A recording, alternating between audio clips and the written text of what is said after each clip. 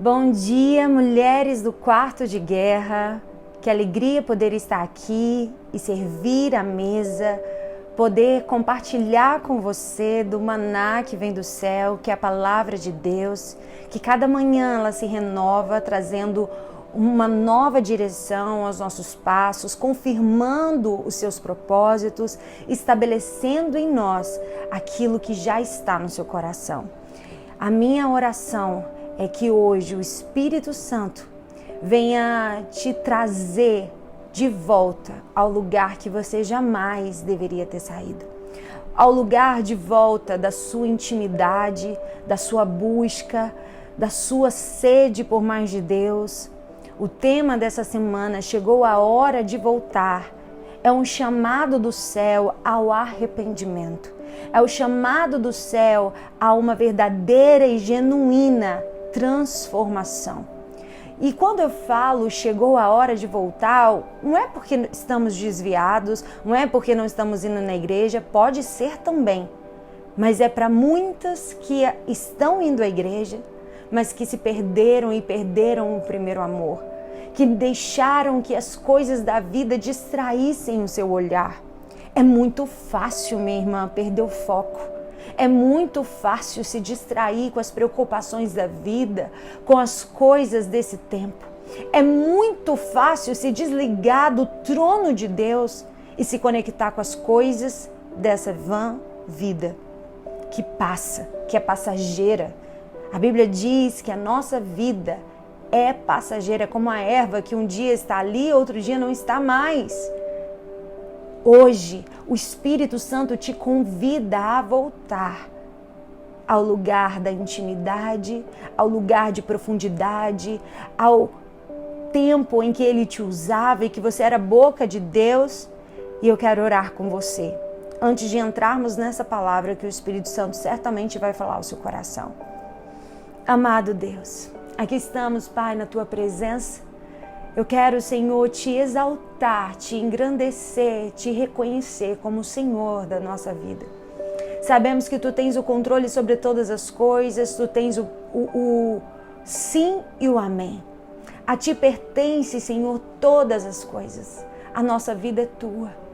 Pai, nos perdoa por tantas vezes acharmos que temos algum controle de alguma coisa. Nos perdoa por muitas vezes pensarmos que pode ser da nossa maneira e do nosso jeito. Nos perdoa, Senhor, por nos distrairmos com coisas passageiras. Nos perdoa por tantas vezes não te colocarmos como prioridade o primeiro na nossa vida. Nos perdoa, Senhor. Estabeleça em nós a Tua vontade hoje. Queremos voltar.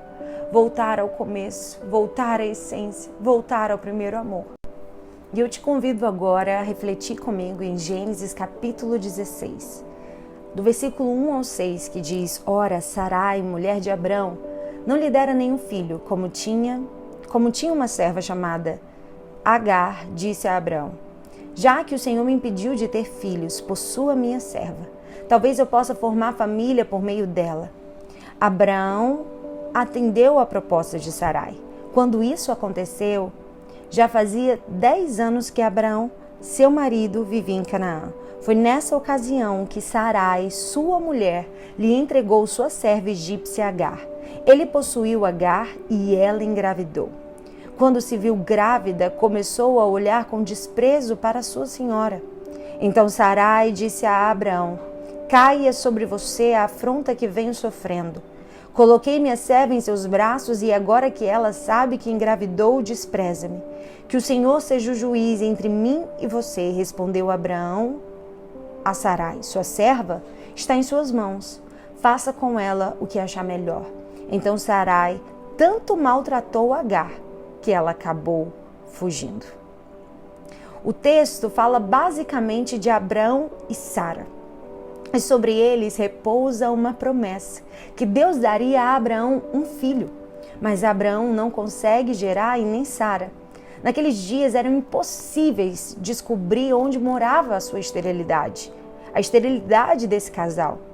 Mas aparece uma terceira pessoa nessa história que se chama Agar, uma serva egípcia que possivelmente foi adquirida na descida de Abraão ao Egito. Eu quero que você olhe para a história dessa mulher como a nossa relação com Deus. Agar não é uma empregada doméstica, ela é uma escrava. Na nossa cultura atual é muito difícil achar algo que se assemelhe a ser uma escrava. Por quê? Escrava não tem voz, não tem direito, não tem salário. E no sentido jurídico, escrava é uma coisa que pode ser vendida e negociada. Ela é uma mulher improvável. Quando nós falamos que somos servas de Deus, estamos dizendo que nós somos escravos de Deus. Nós somos escravos de orelhas furadas. O que é ser escravos de orelhas furadas? É o escravo que, adquirindo a sua liberdade depois de 6 anos trabalhando para o seu Senhor, segundo a lei dos judeus, dos israelitas, ele escolhia permanecer escravo do seu Senhor por amor. Assim somos nós. Está escrito em 1 Coríntios 7:22. Porque o que foi chamado no Senhor sendo escravo é liberto do Senhor. Semelhantemente, o que foi chamado sendo livre é escravo de Cristo. Nós somos escravos de Cristo. Por isso eu quero que você preste atenção na história de Agar, somente na história dela. Vamos fazer um foco diferente. Não vamos falar da precipitação de Abraão, não vamos falar da precipitação de Sara. Vamos refletir só sobre Agar, sem olhar para Abraão e sem olhar para Sara, só Agar. Por quê? Agar parece muito com a gente. Sem voz, escrava, sem direito, num canto da casa. Um dia, Sara olhou para aquela moça e do nada pensou assim: essa moça serve para mais coisa do que ser escrava. Ela pode gerar filhos no meu lugar. Ela pode gerar filhos para mim. E tudo que ela gerar não vai ser dela, porque ela não se pertence. Ela é minha. Então tudo que ela gerar vai ser meu.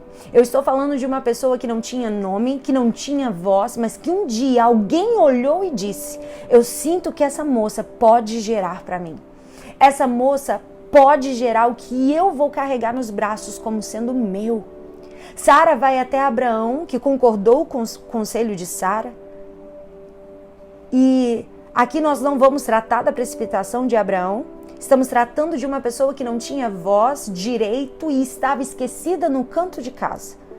Mas alguém olha para ela e pensa: ela pode gerar alguma coisa proveitosa para mim. Alguém que não tinha direito, que ninguém acreditava, que numa casa foi estigmatizada, que já sofreu com casamentos rompidos, de alguém que a sociedade olhava e dizia: não é nada. De alguém que quase as drogas levou, a prostituição arruinou, de alguém que a família rejeitou. Porque um dia alguém olhou para você, olhou na sua direção e disse: você vai gerar para mim. Está lá no ventre de Agar. É filho dela? Não. Filho de Sara. Imagina o que é ter um filho dentro de você, mas que não é seu. É complicado entender isso. A pessoa não consegue entender que está aqui, mas não é meu. Está dentro de mim, mas não é meu. Porque eu não pertenço a mim. Então, se eu não pertenço a mim, o que eu gero também não é meu. Está em mim, mas pertence a quem me escolheu para gerar para Ele. Você está entendendo o que o Espírito Santo está falando com você? Ele olhou para você e te escolheu para você gerar algo que é dele. E entender que está em você, mas não é seu. Entender que a voz que é sua, mas não é sua. Entender que o talento que é seu, mas não é seu. Que o carro que você dirige é seu, mas não é seu. Está em você, mas não é seu. O certificado que você tem na parede não é seu. O dom que você usa, o ministério que você serve, a profecia que você entrega, a graça que te envolve, não é seu. A virtude que você usa não é sua. A unção que está sobre você nunca será sua. 1 Coríntios 4:7 diz: pois quem torna você diferente de qualquer outra pessoa? O que você tem que não tenha recebido? E se o recebeu, por que se orgulha como se assim não fosse? Para os gregos, a humildade era um defeito, uma característica de escravos. Para os cristãos, ela exemplifica a atitude de Cristo. Nada tenho a oferecer sem que Deus não tenha me dado. Não há motivos para vaidades, não há motivos para autopromoção, porque tudo vem dele. Se Deus não faz a diferença em nós, permaneceremos iguais perante o pecado. Somos todos iguais até que Jesus vem e faz a diferença. Não se glorie como se fosse resultado do seu próprio trabalho, como se fosse mérito do seu próprio esforço. É tudo dele. É tudo de quem me viu no canto da casa, no canto do quarto. É tudo de quem me viu no canto, abandonada numa calçada. É tudo de quem me escolheu no ventre da minha mãe e não deixou morrer. Eu sou dele e o que eu gero é dele também. Agar não entendeu e tem muita gente que não entende. E diz, minha igreja, minha música, meu dom, não entendeu. Agar não entendeu e a barriga começou a crescer. Ela está achando, é meu. Ela está andando diferente porque está acreditando que é dela mesma. E ela começa a maltratar Sara. Porque quando a gente pensa que é nosso, aquilo que Deus nos entregou, o orgulho entra. E a gente desdenha de pessoas que foram importantes na nossa vida, na nossa história. Agar começa a desdenhar da sua senhora, a sua dona. E ela não entendeu nada. Por quê? Estava dentro dela, mas não era dela. Está em você, mas não é para sua glória, é para a glória dele. Está no seu braço, mas não é seu, é para glorificar o nome dele. E Sara chega para Abraão e diz que as coisas saíram do controle. Ele diz, está na sua mão, faz o que você quiser. Então Sara vai usar um método que às vezes é necessário ser usado conosco, a fim do nosso aperfeiçoamento, a fim de sermos quem ele deseja que sejamos. Então Sara a humilhou. De vez em quando vem mesmo um processo de humilhação severo para todas nós, só para a gente entender quem somos e quem ele é. Essa humilhação não vai te matar, mas vai te aperfeiçoar. Toda vez que Deus te erguer para o ministério e nas primeiras pedradas que você receber, você correr e desistir, você nunca vai cumprir o que Deus colocou em sua mão. Então a minha oração é, filha, aguenta mais um pouco. Minha irmã, aguenta mais um pouco. A palavra de Deus para você hoje é aguenta mais um pouco. Mas Agar não aguentou. Ela disse, eu não vou ficar aqui mais nenhum minuto. Eu não vou aceitar essa humilhação. Eu não vou ficar aqui nem mais um dia. Ela juntou tudo e foi embora. E eu imagino que as escravas foram até ela e disseram, Agar, você está indo para onde? Ela vai responder, para algum melhor, para algum lugar melhor do que este. Porque todo aquele que intenta fugir do lugar que Deus lhe colocou tem a pretensão de chegar em um lugar melhor do que aquele que ele está. Não saia do lugar que Deus colocou você. Tá chorando? Mas fica na casa de Abraão. Tá gemendo? Mas fica na casa de Abraão. Porque é melhor ficar na humilhação do que sair da direção. Porque a humilhação é o degrau anterior da sua exaltação. E o anjo vai ao encontro de Agar. E ele chega gritando, Agar, serva de Sarai. Que anjo é esse? Tudo que ela não quer é ser serva de Sarai. Mas hoje eu tenho uma palavra de Deus para você, você está marcada. Nem adianta tentar se esconder. Deus olha para você e diz, Agar serva, Agar escolhida, Agar profeta, Agar intercessora, Agar pastora, Agar missionária. Nem adianta se esconder e na maior igreja que você conhece tentar encontrar um cantinho para se esconder. Alguém vai gritar, Agar. Vão conhecer você no ônibus, vão conhecer você no trem, vão lembrar de você no hospital, vão conhecer você até de férias. É tarde demais para voltar. Dentro de você tem coisa que pertence a Ele. Talvez você diga, não sou mais. Deus está dizendo, é sim. Não faço mais parte, faz sim. Não sou mais crente, é sim. Não sou mais mulher de oração, é sim. O anjo chega e diz assim, de onde vens e para onde vai? Deus sabia, o anjo sabia. Mas é só para você não se esquecer. E ela diz, eu? Talvez você diga, eu venho da madrugada de oração, eu passava a madrugada orando e chorando, mas alguém dentro da minha casa me decepcionou e eu parei. Eu venho de um púlpito, eu já preguei um dia e não aguentei o número de críticas pesadas e parei. Eu tinha lindas composições, cantava para Deus, mas alguém me disse, isso não vai dar em nada. Parei. Vim das comissões de visita, eu visitava junto com as irmãs da minha igreja. Eu venho de mensagens proféticas que o Senhor me enviava, mas um dia alguém me olhou com um olhar cortante, me deu uma palavra dura e eu fechei a minha boca e nunca mais voltei a abrir. E para onde você vai? Eu vou para o grupo dos espectadores que chegou numa reunião como para pontuar o que não está bem e o que está. Para o grupo dos saudosistas, para dizer um dia eu fiz, um dia a igreja fez, um dia Deus me usou. Para o grupo dos desigrejados que apontam e dizem falta alguma coisa. Para a depressão profunda no quarto escuro. É para onde eu estou indo. Deus te trouxe aqui para te dizer, mulher, tem um caminho de volta para você. E ele diz, de onde vens e para onde vai? O que Agar espera é que ele aceite o que ela tem a dizer. Ah, ela te humilhou? Ah, ela te maltratou? Então fica aqui no deserto mesmo. Fica aqui mesmo, esqueça tudo. Eu vou vir aqui todo dia e trazer pão para você. Mas o anjo do Senhor nunca vai dar suporte a crentes fugidos e desistidos no deserto. Se tem alguém perto de você te animando a desistir, não é boca de Deus e nem mensageiro de Deus.